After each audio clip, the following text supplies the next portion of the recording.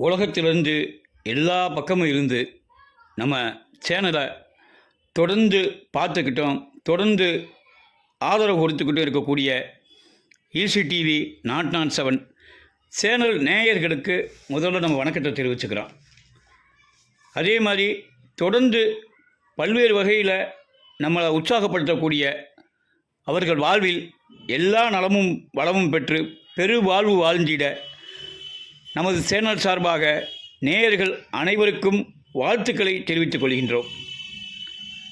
புயல்னால் அழிஞ்சு போன தனுஷ்கோடி மக்களுக்கு முதல்ல நம்ம அனுதாபத்தை தெரிவிச்சுக்கிறோம்.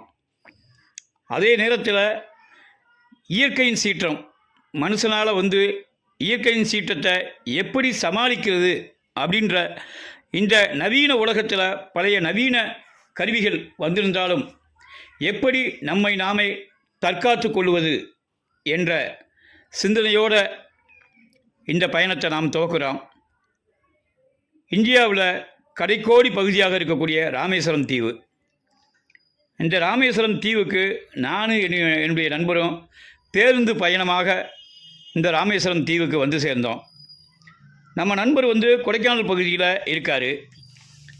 அந்த கொடைக்கானல் பகுதிகளில் மீன் விற்பனை சரிவர கிடைக்காது. ஆகையினால் அவர் மொத்தமாக கருவாடு வாங்கணும்னு சொல்லி என்கிட்ட அந்த கருத்துக்களை தெரிவிச்சிருந்தார்.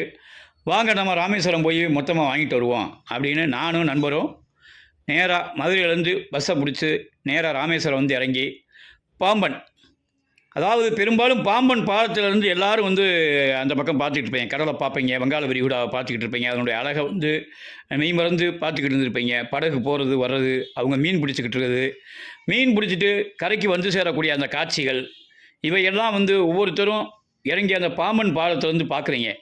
ஆனால் சமீப காலமாக பார்த்தீங்கன்னாக்கும் பாம்பன் பாலத்தில் இடையில காரை நிறுத்தக்கூடாது அப்படின்றத ஒரு கட்டளையாக சொல்லியிருக்காங்க. அதாவது அது நம்ம காரில் வந்தீங்கன்னாக்கும் உரிய இடங்களில் நம்ம நிறுத்திட்டு அதுக்கப்புறமா பாம்பன் பாலத்தில் அதை பார்வையிடுமாறு காவல்துறை சார்பாக இந்த நேரத்தில் நான் கேட்டுக்கிறேன். அந்த பாம்பன் பாலத்திலேருந்து அப்படியே பாம்பன் ஊருக்குள்ளே அப்படியே சுழிஞ்சு கீழே கூடி அப்படியே உள்ளே வந்தீங்கன்னாக்க அருமையான கருவாட்டு கடை வரிசையாக இருக்குது.